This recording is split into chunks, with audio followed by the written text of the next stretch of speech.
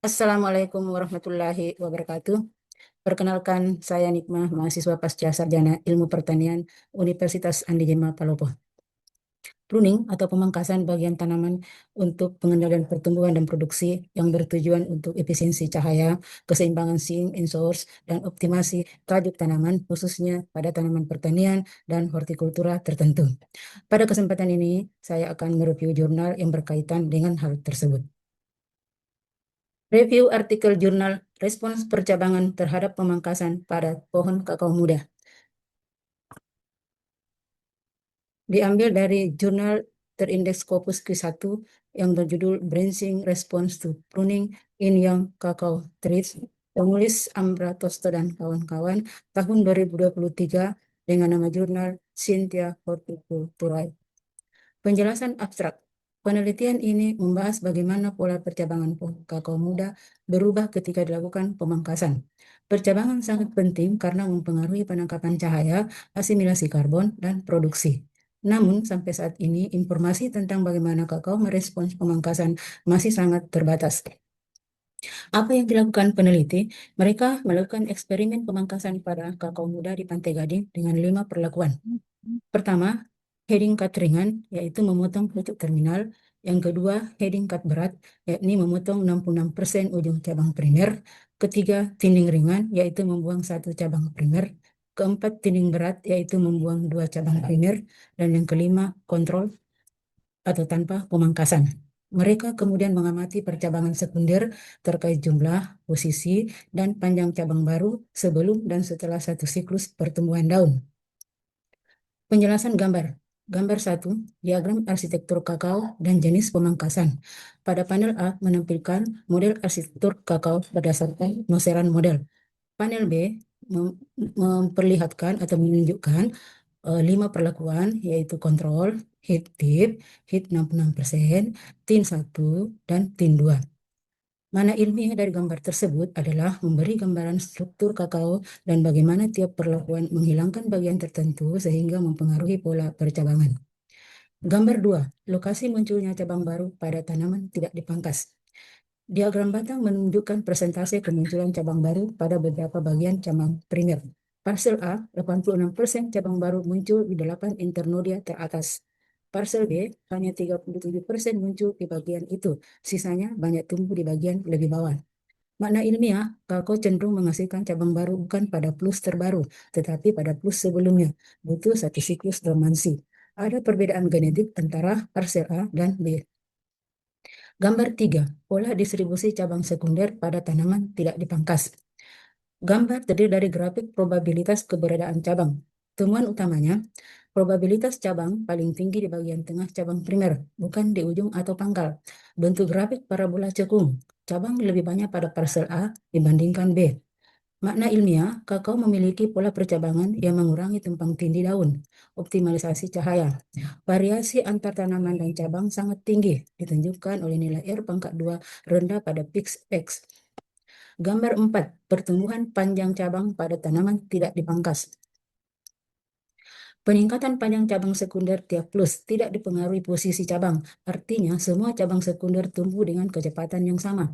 Panjang akhir cabang sekunder, cabang pada bagian pangkal lebih panjang daripada yang dekat pucuk, karena cabang lebih basal, lebih tua. Makna ilmiah, pertumbuhan cabang ditentukan usia cabang, bukan posisinya.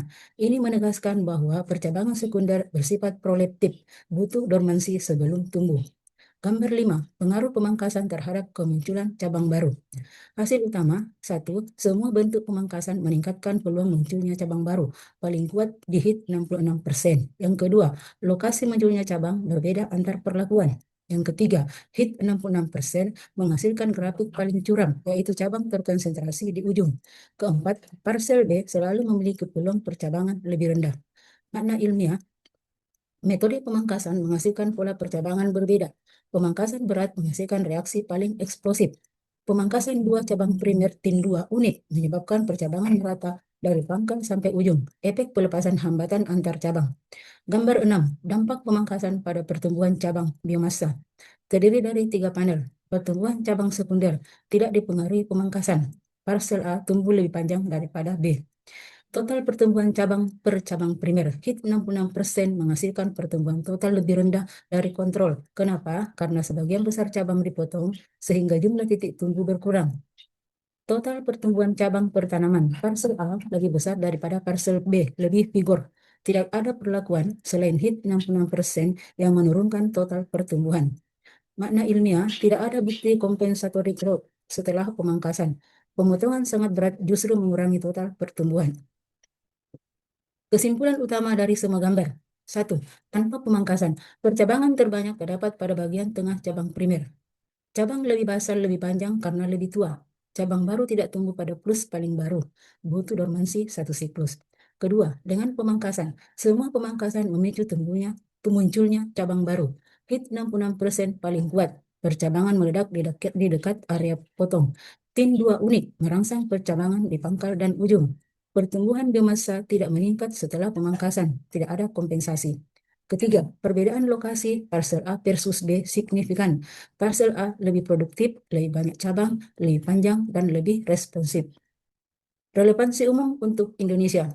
Indonesia adalah produsen kakao besar dunia dengan karakteristik mayoritas kebun kakao adalah perkebunan rakyat, lebih dari 90%. Tanaman banyak tua, kurang terawat, dan tidak dipangkas dengan benar. Produktivitas rata-rata hanya 600 sampai 800 kg per hektar, jauh di bawah potensi lebih dari 2 ton per hektar. Sistem pemangkasan sering tidak standar, hiding terlalu ringan, tinding tidak teratur. Penelitian ini sangat relevan karena memberikan pedoman ilmiah kapan, di mana, dan bagaimana cabang baru muncul setelah pemangkasan. HIT-CAT 66% merangsang tunas baru kuat di ujung. TIN 2 merangsang tunas dari pangkal dan ujung. Ini sangat penting karena banyak petani Indonesia masih melakukan pemangkasan tanpa memperhatikan konsekuensi arsitektur pohon. Relevansi khusus untuk Luwu Raya. Penelitian ini relevan dengan kondisi kebun kakao di Luwu Raya yang umumnya mengalami kanopi terlalu rimbun, kegagalan peremajaan, dan tingginya serangan penyakit. Hasil penelitian menunjukkan bahwa tunas baru muncul dari flus sebelumnya, sehingga kesalahan titik pemotongan menjadi penyebab utama kegagalan pangkasan. Penerapan pemangkasan HIT 66% serta TIN 1, TIN 2 terbukti efektif untuk membuka kanopi, membentuk tajuk seimbang, dan merangsang pertumbuhan cabang. Implikasi praktis untuk petani kakao Luwu Raya. Untuk meningkatkan produksi, gunakan pemangkasan HIT 66% pada tanaman muda untuk membentuk tajuk yang luas. Gunakan TIN 1, TIN 2 pada tanaman dewasa yang kanopinya padat. Untuk mengurangi penyakit PSD dan PBK, pemangkasan yang tepat membuka ruang cahaya dan sirkulasi, menurunkan kelembapan. Penelitian ini memberi pola cabang yang bisa diprediksi, sehingga memudahkan pengembalian. Untuk program rejuvenation yang sering dilakukan petani Sulawesi, pola percabangan dari penelitian ini menjelaskan titik optimal pemotongan agar tunas pasti tumbuh. Kesimpulan, penelitian ini sangat relevan untuk Indonesia dan sangat aplikatif untuk kondisi kebun kakao di Luwu Raya karena memberikan pedoman ilmiah pemangkasan, menjelaskan pola percabangan yang menentukan keberhasilan tajuk, mendukung praktik permajaan tanaman yang banyak dilakukan di Luwu Raya, mengatasi masalah kanopi padat dan penyakit sesuai dengan kondisi genetik kakao Sulawesi yang beragam. Demikianlah review jurnal respon percabangan terhadap pemangkasan pada pohon kakao muda. Terima kasih. Wabillahi taufiq wal hidayah. Assalamualaikum warahmatullahi wabarakatuh.